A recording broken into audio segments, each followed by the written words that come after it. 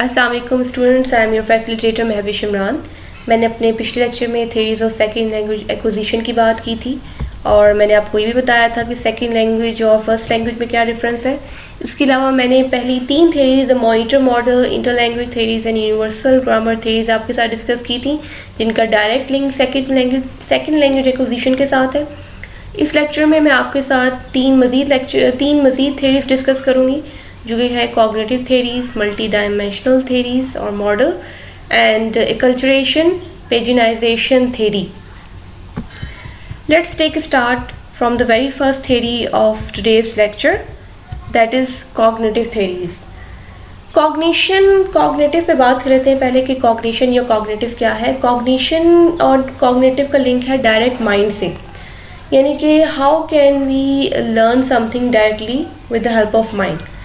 So in this theory I'm going to talk about the mind or cognition level, understanding level. So psychologists and psycholinguists viewed second language learning as the acquisition of a complex cognitive skill.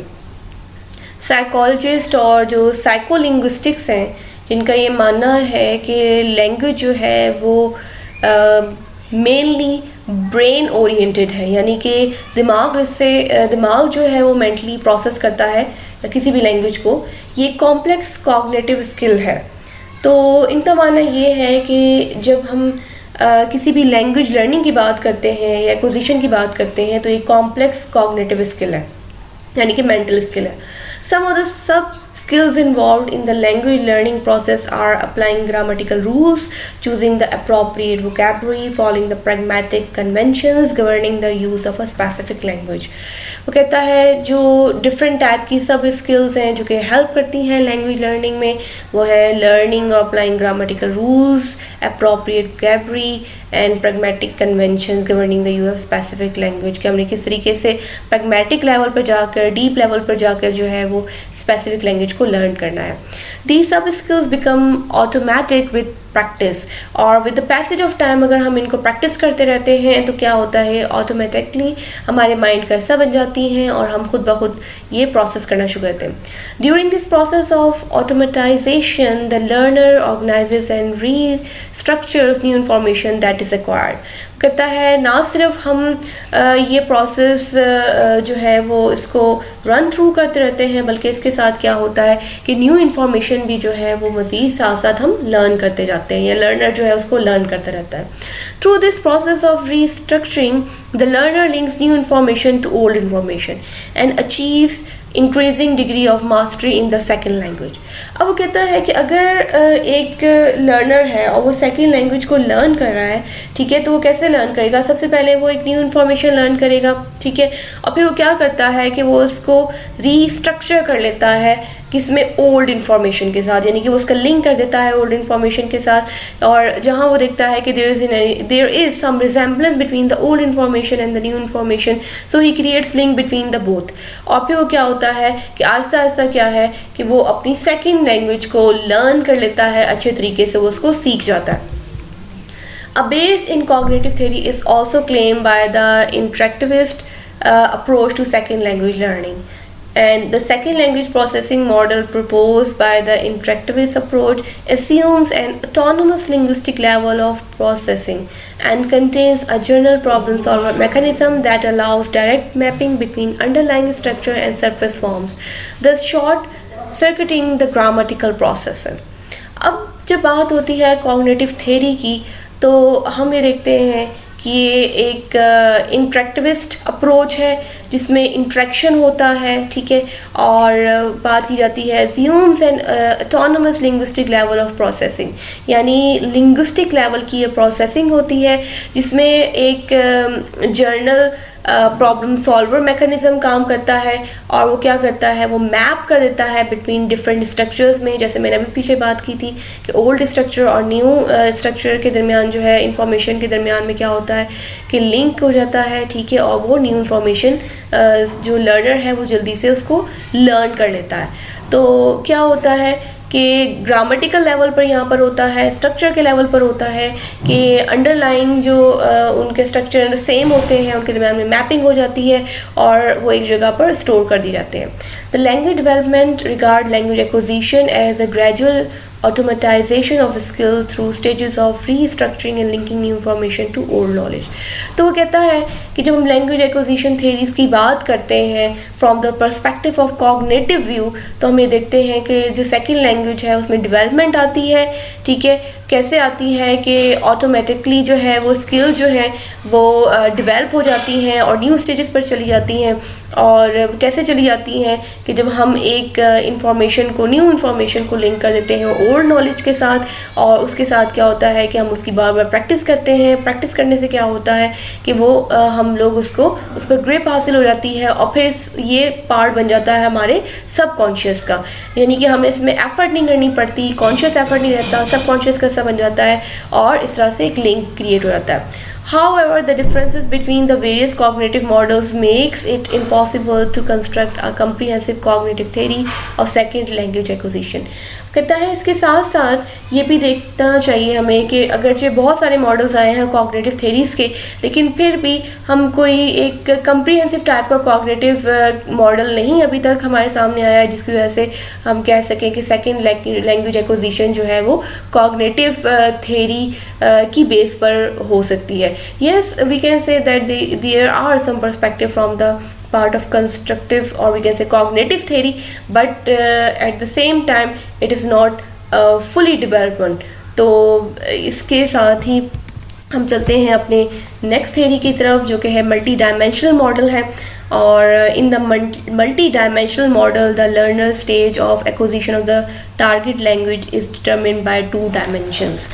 Multi dimensional से पहले ही आपको clear हो जाना चाहिए कि multi dimensional होगा यानी कि हम एक डायमेंशन की बात नहीं करेंगे, इसमें 2 से 3 फैक्टर्स होंगे जो कि लैंग्वेज लर्निंग में जिनमें बहुत ज़्यादा हेल्पफुल होंगे। और अगर हम मल्टी डायमेंशनल मॉडल की बात कर रहे हैं तो कहता है कि लर्नर की जो एक्विजिशन की स्टेज है टारगेट लैंग्वेज की, ठीक है, उसमें 2 डायमेंशंस होती हैं, 2 पार्ट्स होते हैं। And on the basis of these 2 dimensions a person और a learner acquires his second language। The first one is the learner's developmental stage and the second one is the learner's social psychological orientation। दोनों में difference है। पहली जो है वो developmental stage है, यानी कि हमने ये देखना है कि डेवलपमेंट कितनी हो रही है, ठीक है, और क्या ये सही बेस पर हो रही है, एक्यूरेसी बेस पर हो रही है या नहीं हो रही है, ठीक है, और क्या इसमें सीक्वेंसिंग ठीक है। अगर हम एक स्टेज से दूसरी स्टेज पर जा रहे हैं, ठीक है, तो क्या ये सही ऑर्डर में जा रहे हैं, क्या हमने वो चीज़ें एक्वायर कर ली हैं जो फर्स्ट स्टेज की रिक्वायरमेंट्स थी, और अगर हमने रिक्वायरमेंट वो पूरी कर ली हैं तो इट मीन्स कि हमने वो स्टेज हमने कंप्लीट कर लिया। लेकिन जब हम बात करते हैं सोशल साइकोलॉजिकल ओरिएंटेशन की तो it differs person to person, यानी कि हम ये देखते हैं कि डेवलपमेंटल स्टेज तो मतलब ठीक है, इट इज़ अंडरस्टूड कि ये एक लेवल है, एक स्टेज है जो कि तमाम लर्नर्स के लिए सेम होगी, यानी कि इतने एलिमेंट्स अगर आप कंप्लीट करते हो तो आप स्टेज 1 में हो, अगर आप इतने एलिमेंट्स कंप्लीट करते हो तो आप स्टेज 2 में हो। But when we talk about the social psychological orientation it means के डिफरेंट सोशल और साइकोलॉजिकल फैक्टर्स होते हैं, ठीक है, जो कि इंडिपेंडेंट होते हैं और they are actually social based और साइको यानी कि माइंड बेस्ड होते हैं, ठीक है, और ये हिंड्रेंस क्रिएट करते हैं in the developmental stage of learners learning target language. हम ये देखते हैं जैसे हम नेक्स्ट हम पढ़ते हैं the developmental stage is defined by accuracy orders and developmental sequences. मैंने अभी ये बात की थी कि अगर हम एक स्टेज की बात करते हैं कि डेवलपमेंटल स्टेज की बात करते हैं तो हम ये कहते हैं कि डिफरेंट स्टेजेस होंगी उसमें, ठीक है, और एक्यूरेसी होगी, ऑर्डर होगा ऑफ डिफरेंट आइटम्स की लर्निंग का। ग्रामेटिकल आइटम्स हो सकते हैं उसमें आपके सिंटैक्टिकल, मॉर्फोलॉजिकल, फोनोलॉजिकल उसमें आइटम्स हो सकते हैं।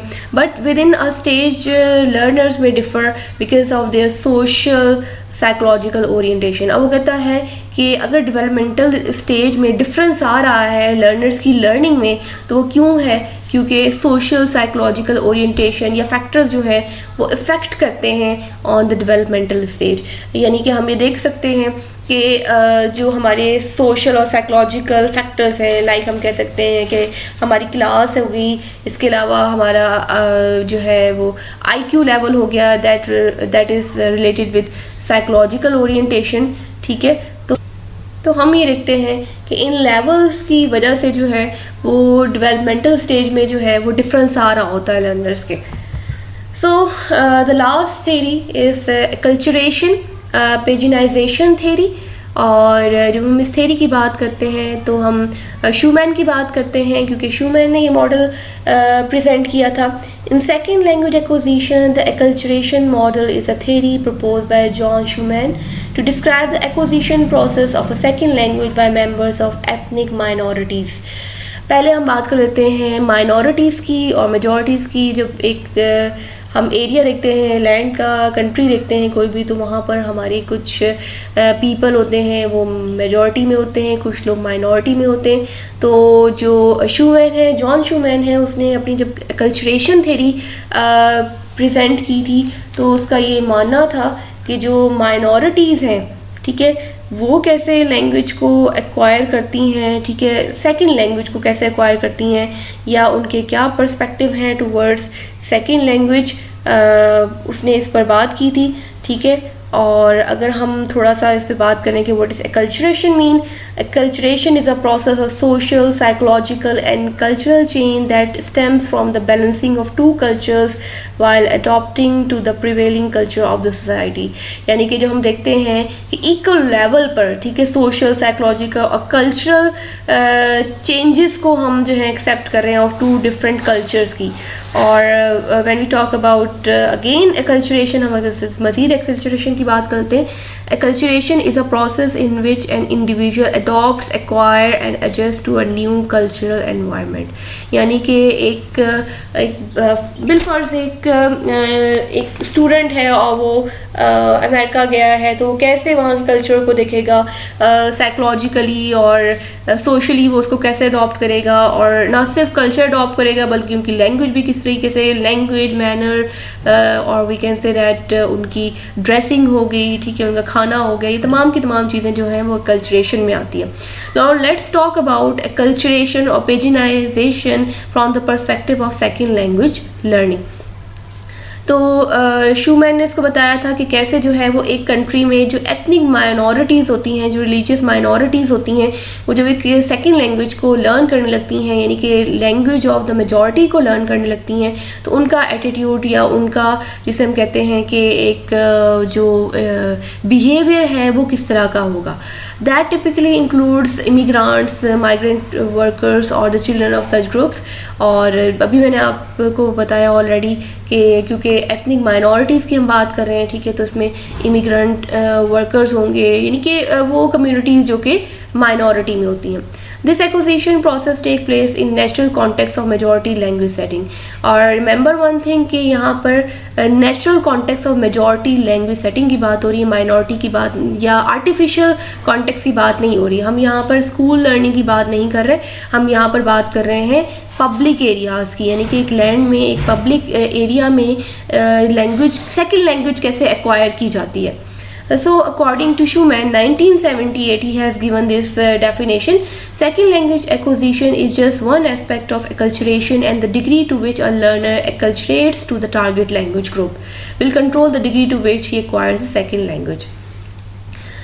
ओके, ही सेड दैट कि जब एक लर्नर माइनॉरिटी से बिलोंग करता है और वो टारगेट लैंग्वेज को लर्न करता है, तो डिपेंड करता है कि उस पर कितना इन्फ्लुएंस है मेजॉरिटी का, यानी कि जितना उस पर असर होगा, जितना उस पर इन्फ्लुएंस होगा मेजॉरिटी का, उतना ही वो सेकंड लैंग्वेज को एक्वायर करेगा। ठीक है, अगर तो उसको लगेगा मेजॉरिटी की लैंग्वेज सीखना इतना इंपॉर्टेंट नहीं है, तो वो उसको नहीं सीखेगा, because it is not the language of his community. ठीक है, वो अपनी लैंग्वेज को प्रेफर करेगा। लेकिन अगर उसके ऊपर इन्फ्लुएंस है या प्रेशर है मेजॉरिटी ग्रुप का, ठीक है, तो वो क्या करेगा, टारगेट लैंग्वेज को एक्वायर करेगा। From this perspective, second language acquisition is greatly affected by the degree of social and psychological distance between the learner and the target language culture. यहाँ पर एक बात बहुत इंपॉर्टेंट है कि जब हम बात करते हैं degree of social and psychological distance की बात करते हैं तो येस देयर इज़, क्योंकि माइनॉरिटी और मेजॉरिटी में हमेशा डिफरेंस पाया जाता है, क्योंकि हम ये नहीं कह सकते कि दो किस्म की कम्युनिटीज़ हैं, एक मेजॉरिटी में और एक माइनॉरिटी में है, and they are treated in a same manner, क्योंकि जो मेजॉरिटी होती है और वो उसकी अथॉरिटी खुद ब खुद शो हो रही होती है, ना सिर्फ उनकी लैंग्वेज से शो हो रही थी बल्कि उनकी ड्रेसिंग से, उनके मैनर से, उनके वे ऑफ स्पीकिंग से, ठीक है, उनके स्टाइल से, उनकी बॉडी लैंग्वेज से वो बहुत कॉन्फिडेंट होते हैं, they are confidently using their language as well. तो इसके साथ क्या है कि जब एक माइनॉरिटी से लर्नर बिलोंग करता है एक्सक्यूज़ मी, जब वो बिलोंग करता है और उसने टारगेट लैंग्वेज भी सीखनी है तो उस पर क्या होता है, एक सोशल और साइकोलॉजिकल प्रेशर होता है। और अगर तो मतलब हम ये देखें कि अगर सोशल डिस्टेंस और साइकोलॉजिकल डिस्टेंस इतना नहीं है तो टारगेट लैंग्वेज को बहुत इजीली सीख लेगा, लेकिन अगर ये डिस्टेंस है, मौजूद है और डेफिनेटली होता है तो उससे क्या होता है कि मतलब यहाँ पर उसकी लर्निंग इफेक्ट होती है। Social distance refer to the learner as a member of a social group that is in contact with another social group whose members speak a different language. यहाँ पे सोशल डिस्टेंस को उसने clearly बता दिया है, ठीक है, वो ये कहता है कि सोशल डिस्टेंस बिलोंग करेगा इस बेस पर या डिपेंड करेगा इस बेस पर कि एक स्टूडेंट जो है या एक लर्नर जो है वो एक सोशल ग्रुप से बिलोंग करता है और जबकि बाकी के लोग जो हैं, जो टारगेट लैंग्वेज का ग्रुप है, ठीक है, वो और कल्चर से बिलोंग करता है, एंड ही और she has to learn that target language of that social group. Psychological distance results from a number of different affective factors that concern the learner as an individual, such as language shock, culture stress, etc. अब कहते हैं जो psychological distance है वो different factors इसमें include होते हैं, ठीक है, इसमें हम ये देखते हैं और ये इंडिविजुअल लेवल पर होता है कि जब वो एक लैंग्वेज को लर्न करने लगता है तो लैंग्वेज शॉक का शिकार हो जाता है, कल्चर शॉक का शिकार होता है, कल्चर स्ट्रेस का शिकार होता है. अब यहाँ पे लैंग्वेज शॉक, कल्चर शॉक और कल्चर स्ट्रेस क्या है, इस पर मैं थोड़ी सी बात करूँगी. जब हम लैंग्वेज शॉक की बात करते हैं इट मीन्स कि उसको लैंग्वेज बिल्कुल डिफरेंट लगती है, ठीक है, और एक ऐसी स्टेज आती है जहाँ पर उसकी लर्निंग या एक्विजिशन जो है स्टॉप हो जाती है. कल्चर शॉक ये होता है कि उसके लिए टारगेट लैंग्वेज का जो कल्चर है, लोगों का जो कल्चर है वो टोटली न्यू होता है, ठीक है. Just like if I give you here the example of the east and the west, तो हम ये देखते हैं कि अगर ईस्ट से कोई बंदा जो है वो वेस्ट में जा रहा है और वहाँ पर जाके उनका कल्चर देख रहा है, उनका खाना है, ठीक है, और बीइंग अ मुस्लिम अगर वो खाने को देख रहा है वहाँ पे, ठीक है, तो उसको एक शॉक लगेगा कि किस तरीके से खाना जो है वहाँ पर there isn't any discrimination between हराम एंड हलाल. And let's talk about culture stress, और फिर क्या होता है कि वो कल्चर स्ट्रेस का भी शिकार हो जाता है. If the social and or psychological distance is great, then acculturation is impaired and the learner does not progress beyond the early stages of language acquisition. अब यहाँ पर एक और इम्पॉर्टेंट पॉइंट ये भी है कि अगर हम ये देखें कि साइकोलॉजिकल और सोशल डिस्टेंस बहुत ज़्यादा है, ठीक है, और मतलब जैसे if I give you the example of India now days, ठीक है, कि अगर हम आजकल इंडिया की पिक्चर देखें तो वहाँ पर जो ट्रीटमेंट है मुसलमानों के साथ, ठीक है, और जो हिंदू स्पेशली वहाँ पे और जो उनकी गवर्नमेंट उनको सपोर्ट कर रही है, ठीक है, तो हम ये देखते हैं कि उससे क्या है कि सोशल साइकोलॉजिकली सप्रेस हैं जो वहाँ पे मुसलमान हैं, वो दे आर सप्रेस पीपल. और फिर उससे क्या होता है कि वो अगर हिंदी सीखना भी चाहते हैं या अगर वो लर्न भी करते हैं, ठीक है, तो एक तो उनकी कोई एफिलिएशन डेवलप नहीं होगी उस लैंग्वेज से, और दूसरा क्या होगा कि वो सिर्फ बेसिक लेवल पर सीखेंगे इतना जितना कि उनका गुजारा हो जाएंगे, उनका कोई इंटरेस्ट, कोई मोटिवेशन नहीं होगी उस लैंग्वेज को सीखने में. क्योंकि द थिंग इज़ दैट कि अगर वो उस लैंग्वेज की तरफ कोई मोटिवेशन फील ही नहीं करते, यानी कि उल्टा उन पे स्ट्रेस है, प्रेशर है, ठीक है, तो क्या होगा कि वो उस लैंग्वेज को सीख ही नहीं पाएंगे और सिर्फ उसकी अर्ली स्टेजेस पर रहेंगे. As a result, her target language will stay pigeonized. अब यहाँ पे पिजन की बात हो सकती है, ठीक है. पिजन क्या थी कि स्टार्टिंग में ये एक लैंग्वेज वैरायटी है जो कि बहुत बेसिक्स होते हैं, ठीक है. इसमें हम कोई ज़्यादा अगर हम बात करें कि पिजन की बात करते हैं तो हम ये देखते हैं कि इसमें कोई ग्रामर डेवलप नहीं होती, ठीक है, और इसमें जो है वो मतलब बेसिक लेवल पर जस्ट कुछ अल्फाज अडॉप्ट कर लिए जाते हैं दोनों कल्चर्स के ताकि अंडरस्टैंडिंग डेवलप हो सके. तो कहता है कि अगर कल्चर और सोशल डिस्टेंस ज़्यादा होगा तो as a result his her target language will stay pidginised. तो क्या होगा कि कि जो उसकी लैंग्वेज है वो पेजिनाइज्ड रहेगी, ठीक है, और वो इतनी ज़्यादा डेवलप नहीं हो पाएगी। Pidginisation is characterised by simplification and reduction occurring in the learners interlanguage which leads to fossilisation when the learners interlanguage system does not progress in the direction of the target language. तो हम बात करते हैं यहाँ पे from the point of view of McLaughlin, ठीक है। उसने ये कहा था कि पेजिनाइजेशन की जब वो बात करता है तो ये कहता है कि एक सिंप्लीफिकेशन है और रिडक्शंस है जब लर्नर कोई इंटर लैंग्वेज सीखने लगता है, टारगेट लैंग्वेज सीखने लगता है, लेकिन वो इतनी वेल डेवलप नहीं होगी। क्यों नहीं होगी? क्योंकि उसकी कोई एफिलिएशन नहीं है उस लैंग्वेज के साथ, और इसलिए क्या है कि ना ही उसकी कोई एफिलिएशन है और ना ही वो मोटिवेटेड है उस लैंग्वेज को लर्न करने के लिए, टारगेट लैंग्वेज को लर्न करने के लिए। तो वो बहुत बेसिक लेवल पर उसको सीखेगा और उसके साथ जो है वो इतना ज़्यादा उसका जो टारगेट लैंग्वेज का जो सिस्टम है वो इतना ज़्यादा डेवलप नहीं होगा और बस वो एक सरफेस लेवल पर लेकर उसको छोड़ देगा। So now I am going towards the conclusion. The second language acquisition theories have paid attention to different aspects of second language acquisition process and have provided valuable background and hypotheses for numerous research studies. अब second language theories जितनी भी हमने ऊपर discuss की हैं, हमने देखा है कि उन्होंने डिफरेंट किस्म के पर्सपेक्टिव दिए हैं, अपने अपने आइडियाज़ दिए हैं in the learning of second language, और इसके साथ जो है दे ऑल आर डिफरेंट, ठीक है। जब हम उनके व्यूज़ देखते हैं सेकेंड लैंग्वेज से रिलेटेड तो हम ये भी देखते हैं कि दे ऑल आर डिफरेंट। कोई भी नहीं है, एक अगर लैंग्वेज जो है वो माइंड पर कॉग्निशन की बात कर रही है तो वो दूसरी जो है वो बात करती है कि मतलब किस तरीके से जो है हम उसको यूनिवर्सली चीज़ों को या हम यूनिवर्सली लैंग्वेज को लर्न कर सकते हैं। So all are different, they have their own perspectives regarding the treatment of language, second language acquisition, and all of the theories regard second language acquisition as a gradual process. हमने ये देखा इन theories में कि gradually जो है वो development आ रही है। कोई भी ऐसी थेरी नहीं होगी उसमें, ठीक है, जिसमें हम ये कहें कि हैपहैज़र्डली लैंग्वेज एक्वायर हो गई, ठीक है। हम ये नहीं देखते कि कोई भी ऐसी थेरी है जो कहती है कि in one day one person can learn the second language और acquire the second language. So this is a gradual process है एक्विजिशन का। Whether language learners use strategies, cognitive और innate mechanism, they still have to progress toward the target language going through various stages of development. तो वही कहता है कि चाहे वो इननेट कोई मैकेनिज्म यूज़ कर रहा है या कॉग्निटिव स्ट्रेटजीज यूज़ कर रहा है, ठीक है, it is a continuous process of learning, and this process is something that is going on daily basis, ठीक है। अगर तो आपने टारगेट लैंग्वेज को सीखना है, एक्वायर करना है, तो आपको डेली बेस पर जो है वो एफर्ट करनी पड़ेगी, otherwise you can not develop your that stage और the requirement of the theories. जैसे हमने अभी ऊपर पढ़ा कि जब हम कॉग्निटिव थेरीज़ की बात कर रहे थे या अभी हम एक्लचरेशन थेरी की बात कर रहे थे, ठीक है, तो हमने वहाँ पर दो डायमेंशंस देखी।